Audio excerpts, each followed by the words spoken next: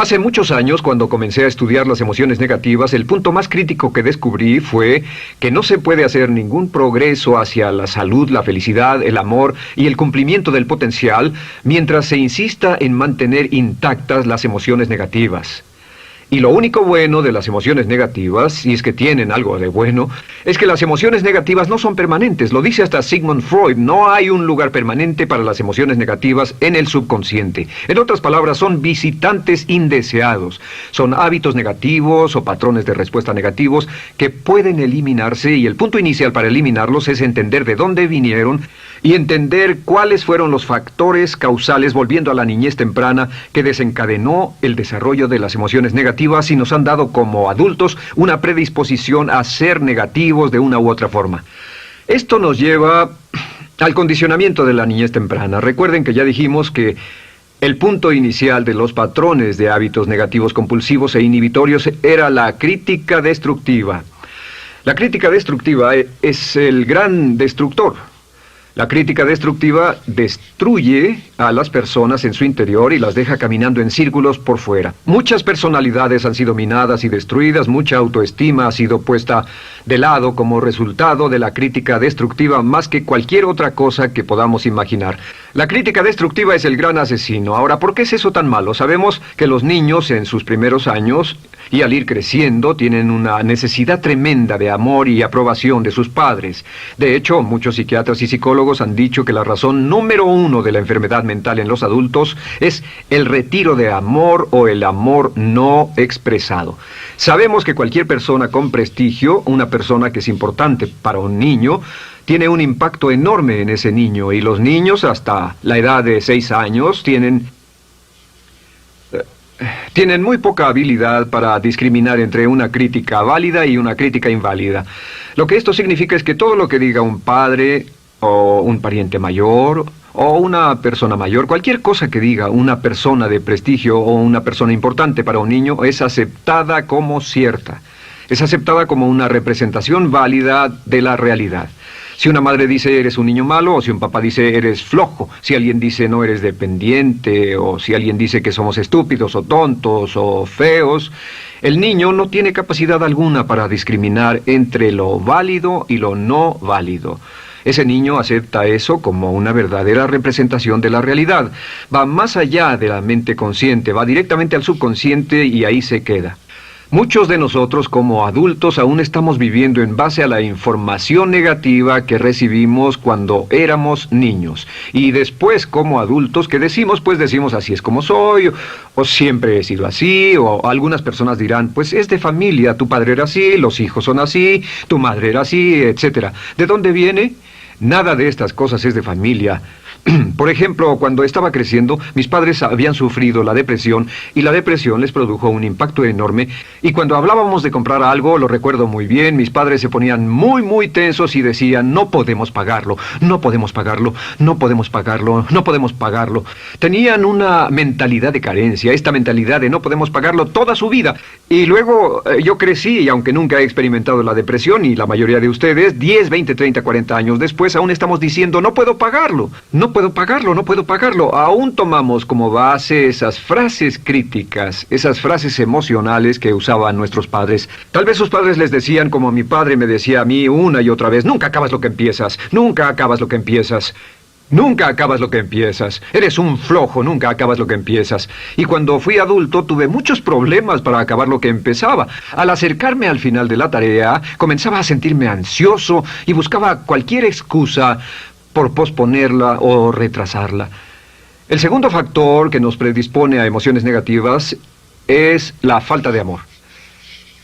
Sabemos que las personalidades de los niños se desarrollan al grado en que reciben una alta calidad y una alta cantidad de amor de sus padres. Existe una relación de 1 a 1 entre la cantidad de amor, la calidad de amor y una personalidad sana. Ese amor negado o la privación de amor es la causa clave de la infelicidad, la negatividad y la enfermedad mental en los adultos. Para que un niño se sienta realmente amado, el niño debe tener padres con buenos conceptos, y la mayoría de nosotros tuvimos padres que fueron víctimas de sus padres, que a su vez fueron víctimas de sus padres. Un escritor famoso dice que todo el mundo es víctima de una víctima. Todos son víctimas de víctimas. Nuestros padres quisieron criarnos de la mejor forma posible, pero ellos mismos fueron víctimas de víctimas.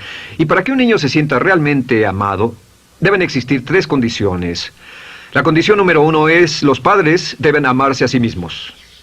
Los padres deben amarse a sí mismos. Recuerden, nunca le podrán dar más amor a otros que el que sienten por sí mismos. Si no se aman a sí mismos, no pueden amar a sus hijos. Si tienen un poco de amor por sí mismos, deben difundirlo en sus hijos. Si tienen poco amor por sí mismos y es absorbido por sus esposos, entonces, a veces, aunque deseen amar a sus hijos, no tienen amor que darles. Sus padres querían amarlos y en muchos casos no tenían amor para darles. Y eso es porque nunca lo recibieron cuando crecieron. El segundo requisito es: los padres deben amarse mutuamente.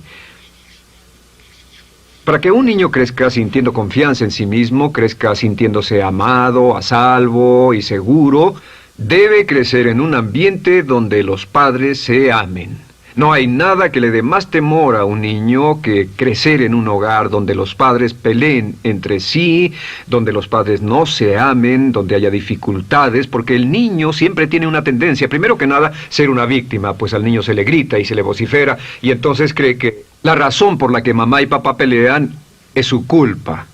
Ahora, una investigación interesante: como hay muchas familias de un solo padre, la investigación interesante muestra que cuando uno de los padres se va como resultado de una separación o un divorcio, los niños que quedan invariablemente están convencidos de que la razón por la que el otro padre se fue se debió a algo que él hizo.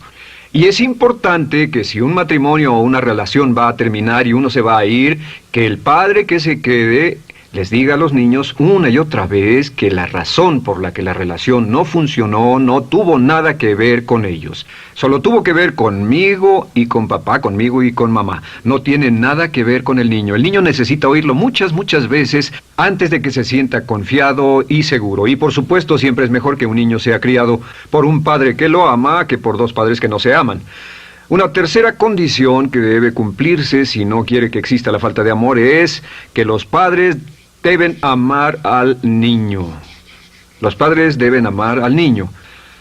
Bueno, esto parece muy obvio y muy lógico. La verdad es que, y esto es lo más difícil para usted y para mí como adultos, que ni siquiera lo pensamos, que es posible que nuestros padres no nos quisieron.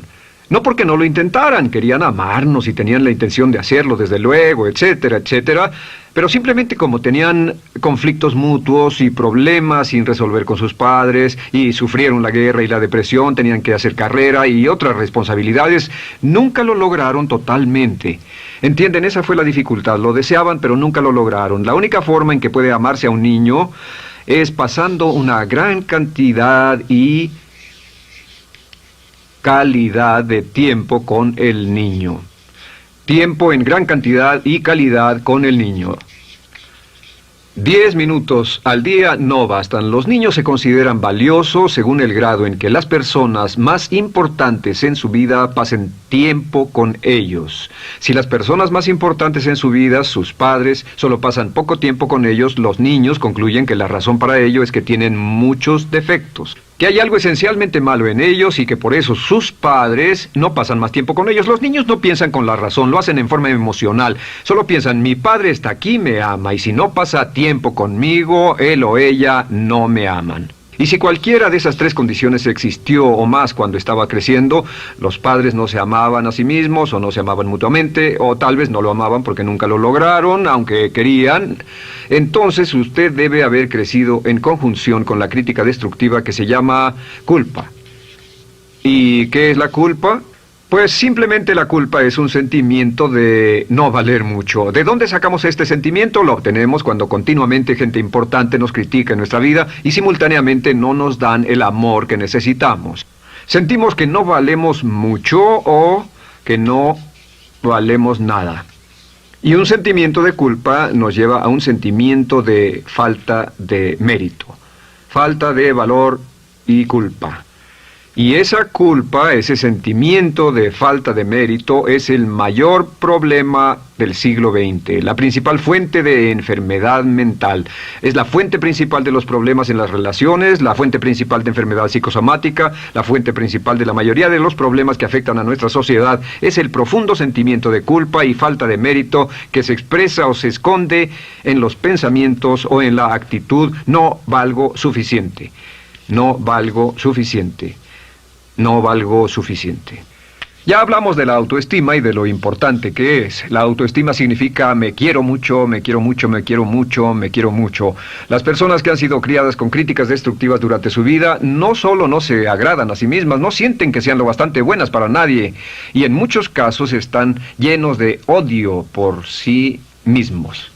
Se odian a sí mismos, se autocondenan o se detestan. Y verán que esto sale en sus conversaciones y sale en sus relaciones con otras personas. Las personas que no se quieren a sí mismas, aunque quieran tener buenas relaciones, simplemente no son capaces de ello. Las personas que piensan que no son buenas para nada siempre lo hacen aflorar, siempre será un problema. Ahora, ¿cuál es la razón principal de la culpa? ¿De dónde viene la culpa? La culpa viene de 3 fuentes negativas: padres negativos, influencias negativas o religión negativa. Una de las 3. Cualquiera de estas 3 usa la culpa. De la culpa se valen y aprovechan, en especial los padres y las organizaciones religiosas, por 2 razones. Una es el castigo. La culpa se usa para castigarnos. Cuando estamos creciendo, el castigar es la forma más fácil de hacer que uno se sienta mal. Nuestros padres nos hacen sentir mal castigándonos físicamente o sermoneándonos o regañándonos. Y el castigo es una forma muy eficaz de irnos conformando o de conseguir que hagamos lo que los demás quieren. La segunda razón por la que se usa la culpa cuando se practica en forma consciente, y algunas organizaciones la practican así, es para tener más control emocional en especial, porque se puede controlar a una persona emocionalmente con culpa y manipular su comportamiento. Hay muchas organizaciones que usan la culpa como una herramienta de control y manipulación. Si puede controlar a las personas con suficiente fuerza y en forma emocional, puede conseguir su dinero, puede conseguir su tiempo, puede conseguir su compromiso, demandar sus recursos, etc.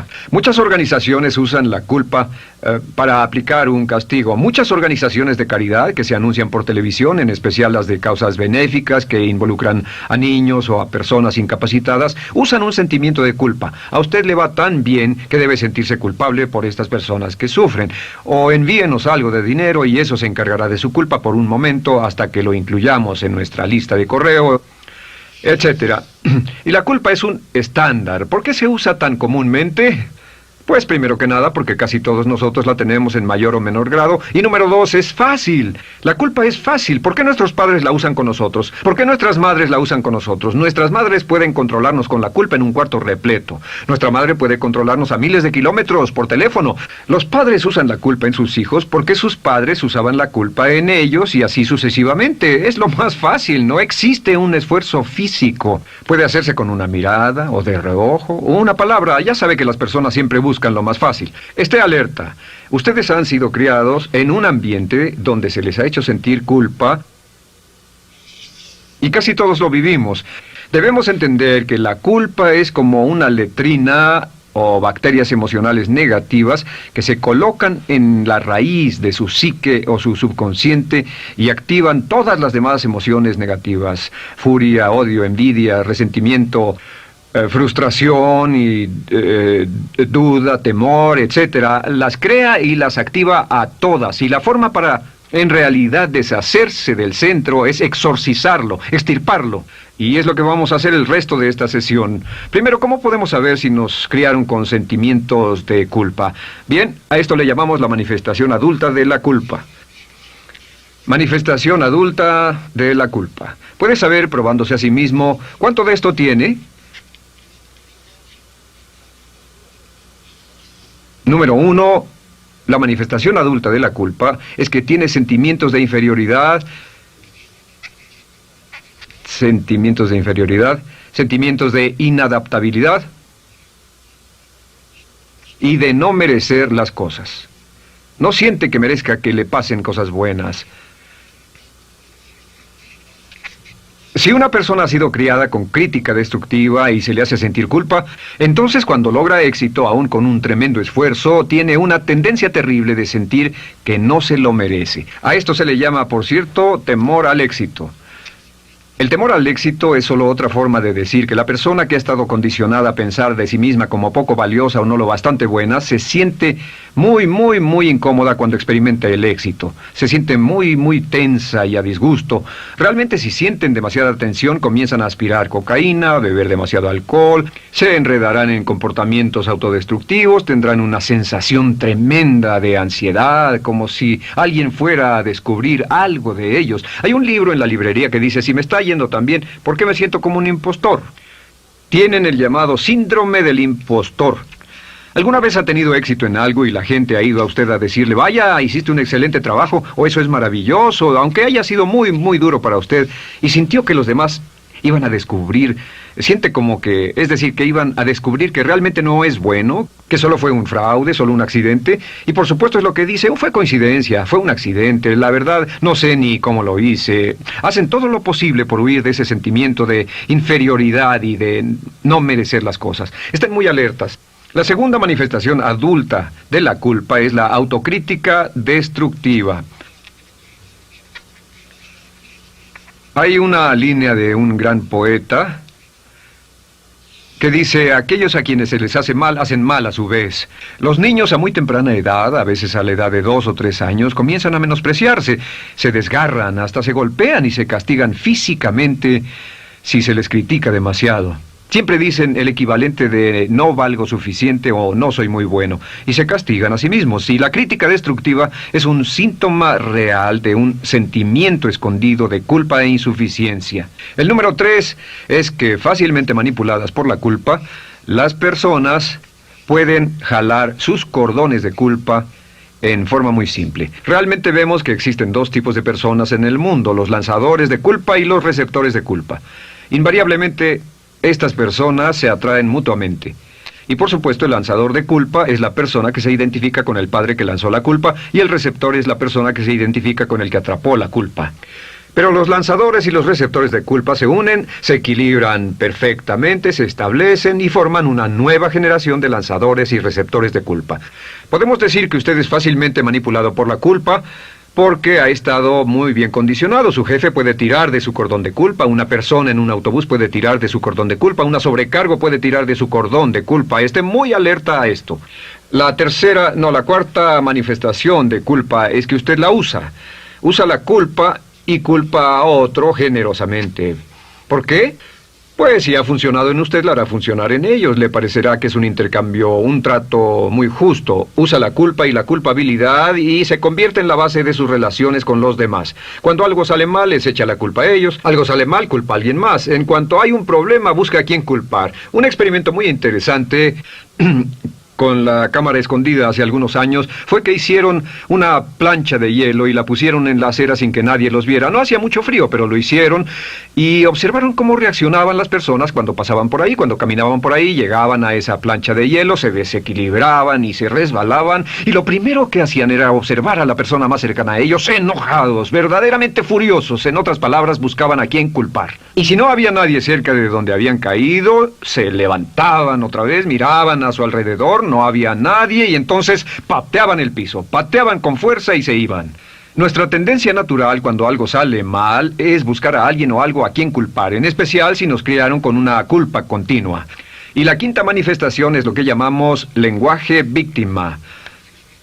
Ahora recuerden que hablamos sobre la ley de concentración. Dice, lo que siembras cosecharás. También dice, si usas lenguaje de víctima, mantienes viva la culpa, la refuerzas, la edificas, la cultivas, la utilizas. El lenguaje víctima es lenguaje como no puedo, no puedo, no puedo. Cuando dice no puedo, no puedo, no puedo, envía un mensaje a su mente subconsciente y la mente subconsciente comprende que está inhabilitado, que no tiene control, que es una víctima. Y cuando desea poder hacer algo, su mente subconsciente retroalimenta su mensaje y dice no puedes, no puedes. Y lo segundo que dice es tengo que, y otra vez no tengo control, no estoy a cargo. Pero existe otra expresión del lenguaje víctima que debemos evitar, y es esta, trataré. Trataré, sea lo que sea, trataré. ¿Qué significan las palabras trataré? Pues déjenme decirles qué significan. Significan voy a fracasar y lo digo anticipadamente para que no me vengan con represalias. En otras palabras, dice trataré de llegar a tiempo, pero lo que está diciendo es tal vez llegue tarde y no pueden reclamarme porque dije que trataría. Cuando una persona dice trataré, está disculpando su fracaso por anticipado. Si fuera al doctor y el doctor lo examinara, lo auscultara y le dijera, pues está en pésimas condiciones, tendremos que intervenir, debemos llevarlo al hospital ahora mismo, me sorprende que haya llegado aquí. Usted dirá, bueno doctor, espero que haga un buen trabajo. Y él dice, trataré. Si él dice eso, usted seguramente buscará otro médico. O si va a un abogado. Lo culpan de algo y va a un abogado y le presenta su caso y dice, oiga, va a defenderme, y él dice, trataré. ¿Qué está diciendo? Está diciendo, escuche, he estudiado el caso y por lo que veo no hay mucha esperanza, pero lo tomaré de todos modos. Trataré son los que tratan de conseguir que les pague por anticipado. Otro juego de palabras que no debe usar. Por cierto, con respecto a trataré, lo que debe decir es lo haré o no lo haré. No trataré. Si alguna vez en nuestro negocio, tenemos un negocio muy activo, si llamamos a alguien y le pedimos alguna cosa o algún trabajo y dice trataré de conseguirlo para el viernes o trataré de terminarlo a tiempo, al instante sabemos que lo que quiere decir es que quiere sentirse libre, no comprometerse. Así que nunca dejamos que nadie se vaya con un trataré, debe ser hecho o no, y queremos obtener una seguridad. Si hace falta, nosotros lo hacemos. Cuando dicen trataré, lo que están haciendo es que se están lavando las manos. Esté alerta, la otra palabra es desearía. Dicen que un deseo es una esperanza o una meta sin energía detrás. Desearía. ¿Qué significa un deseo? Desearía significa que me gustaría tener algo, pero sé que nunca lo podré tener. Cuando dice desearía bajar de peso, ¿qué significa? Las palabras no dichas son, pero sé que no puedo. Porque no por las excusas que tiene y el metabolismo que tiene y los problemas, etcétera. Siempre hay razones por qué debe salir, etcétera. Desearía dejar de fumar, desearía estar en forma. Desearía, desearía, desearía. Cuando usa la palabra desearía, le muestra al subconsciente que esto es algo que no cree que le sea posible lograr o adquirir. Entonces el subconsciente descarta completamente esto como meta y no le da energía, ni motivación, ni impulso, ni deseo de lograrlo. Así que esté muy alerta al lenguaje víctima. Esté alerta a la expresión sí, pero. O lo haría, sí, pero. Alguien le dice, haga esto, y usted dice, sí, pero. La palabra pero, por cierto, es el gran borrador. Si una persona le dice, podría incrementar sus ingresos o incrementar su rendimiento, ser una persona mejor o más feliz o bajar de peso o lo que sea, no importa. Y usted dice, sí, pero. Lo que está diciendo es que está borrando toda la aseveración que ha dicho antes. Manda un mensaje a su subconsciente que dice, no hay posibilidad. Y no hace esfuerzo, no otorga energía, no ejerce capacidad alguna hacia el logro de esa meta. Y las personas que han sido criadas con culpa tienen 5 cualidades o 5 manifestaciones de adultos. Una es que se sienten inferiores, se sienten inadecuadas, sienten que no merecen que les pasen cosas buenas. Estén muy alertas a eso. El número 2... se autocompadecen continuamente, usan la autocrítica destructiva. El número 3, usan la culpa y la culpabilidad en ellos y en otros. El número 4, son manipuladas por la culpa. Y número 5, usan lenguaje víctima. Así que, ¿cómo nos deshacemos de la culpa? ¿No es sorprendente cómo se aclara esto? Este pizarrón, todo se borra. Tengo una varita mágica cuando me voy a sentar al escritorio. Entonces, ¿cómo nos deshacemos de la culpa? Para deshacerse de la culpa...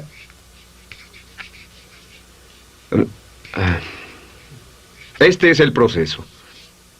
Tiene algunos pasos importantes. Número 1, el primero de la lista, elimine la autocrítica. Elimine la crítica autodestructiva. En otras palabras, nunca diga nada destructivamente crítico de usted mismo. No lo diga. Esta es la regla básica. El subconsciente acepta lo que diga usted como cierto, como un mandato. Así que no diga nada de sí mismo que no desee sinceramente que sea cierto. No diga estoy cansado, estoy gordo. No diga no puedo o debo. No diga nada a menos que quiera que sea cierto. Las palabras que van después de la palabra yo son las palabras que su subconsciente registra como mandatos, excepto cuando dice yo desearía o lo intentaré. Así que elimine la crítica destructiva. Siempre hable en términos positivos sobre usted. Me gusta mi persona, puedo hacerlo, lo haré, escogí hacerlo, pero nunca diga no, no puedo. Número 2 es no dejarse manejar por la culpa. Rehúse ser manejado por la culpa. Porque cada vez que le permita a alguien que lo manipule por la culpa, ¿sabe qué pasa? Refuerza y hace más poderoso el efecto de la influencia de la culpa en su vida. Cuando yo crecí, debo decir que yo crecí en una familia que estaba muy influenciada por la religión negativa. Realmente mi madre, Dios la bendiga, tenía un cinturón negro en el pecado e hizo un trabajo verdaderamente soberbio en ello. Y yo tardé en sobreponerme. Cuando me casé con Bárbara, ella también venía del mismo tipo de familia y recapacitamos. Hay una hermosa respuesta cuando uno de los dos caía de nuevo en los viejos patrones. Decía, no tratas de hacerme sentir culpable, ¿o sí? No tratas de hacerme sentir culpable, ¿o sí? Solo diga, no tratas de hacerme sentir culpable, ¿o sí? Y no deje que las personas lo manipulen usando la culpa. El número 3, no use la culpa o la culpabilidad y anuncie que no va a usarla. No la use en otras personas y permita que sus hijos o su cónyuge digan lo mismo. No tratas de hacerme sentir culpable, ¿o sí? Repítalo una y otra vez. Y si la otra persona le dice, eso es lo que trato, contéstele, no va a funcionar. Y no funcionará. Es que la culpa solo funciona mientras usted no sepa que está siendo usada en usted. El número 4 es lo que llamamos la ley del perdón. Es la más importante de todas. Realmente es el centro, es el meollo de toda esta sesión. La ley del perdón simplemente dice que usted está sano mentalmente hasta el grado en que pueda perdonar libremente y olvidar las ofensas. Que su habilidad para perdonar a los demás es la clave que determina su felicidad y su éxito en la vida. Su habilidad para perdonar a los demás es la única forma de eliminar la culpa. Su disponibilidad para perdonar a los demás y olvidar ofensas es el determinante más importante de si usted está o no totalmente integrado y es un adulto que funciona como ser humano. Porque la tendencia de culpar y de guardar rencores es una tendencia patológica infantil que la poseen todas las personas que están enfermas mentalmente. La habilidad para olvidar, para perdonar libremente, es la marca del ser humano realmente iluminado. Ahora, acepte eso como real. Hay 4 personas a las que debe perdonar. Número 1, perdone a sus padres. Perdone a sus padres por todo lo que le hayan hecho para herirlo. La mayoría de nuestras investigaciones muestran que casi todos nuestros problemas como adultos se remontan a no estar dispuestos o no poder perdonar a nuestros padres por algo que hicieron que nos hirió. Perdónelos un 100%, escríbales, llámeles por teléfono, dígales, o cuando menos perdónelos en su corazón, pero perdone a sus padres. Número 2, perdone a los otros. Perdone a todos los demás. Perdone a todos los que lo hayan herido de algún modo, por cualquier cosa, y déjelo así. Ahora, hay muchos que dicen no puedo perdonar a esa persona por lo terrible que me hizo. Pero recuerde esto, el perdón es perfectamente egoísta. El perdón no tiene nada que ver con la otra persona, solo tiene que ver con su paz mental y con su propia integridad mental. Número 3, perdónese a sí mismo. Perdónese por todas las cosas débiles, tontas, insensatas y estúpidas que haya hecho, porque todas las personas han hecho cosas tontas, insensatas, estúpidas y ridículas, pero perdónese en un 100%. Y finalmente, la última parte de esto, si ha hecho algo que hirió a alguna persona, vaya a disculparse. Es sorprendente el hecho de vidas que se arruinan año tras año por personas que no tienen la fortaleza intestinal, las agallas y el valor para decir lo lamento. Una de las cosas más importantes es desarrollar carácter hasta el grado en el cual hacemos las cosas que son muy difíciles para nosotros, hasta el grado en el cual hacemos las cosas que sabemos que están bien, aunque sean difíciles, en especial cuando son difíciles emocionalmente. Y la clave para deshacerse de la culpa, la clave para ser una persona total y completamente positiva, es perdonar a los demás. Perdone a las personas con quienes ha sostenido una relación. Perdone a sus jefes anteriores. Perdone a los amigos que lo han herido. Perdone las inversiones que estuvieron equivocadas. Perdone a los jefes que lo despidieron. Perdone a sus padres. Perdone a todo el mundo. Desarrolle una actitud hacia la vida con la que rehúsa guardarle rencor a los demás. Solo repita una y otra vez: los perdono a él o a ella por todo. Los perdono por todo. Los perdono por todo. Y eso es todo. La clave para librarse de las emociones negativas es rehusarse totalmente a continuar con cualquier situación negativa. No olvide que es un acto muy egoísta, y será tan egoísta como usted quiera. El acto del perdón lo libera y libera a la otra persona y le garantiza que se moverá rápidamente hacia el cumplimiento de su potencial. Para tener éxito, una mujer debe ser mejor en su trabajo que un hombre. Golda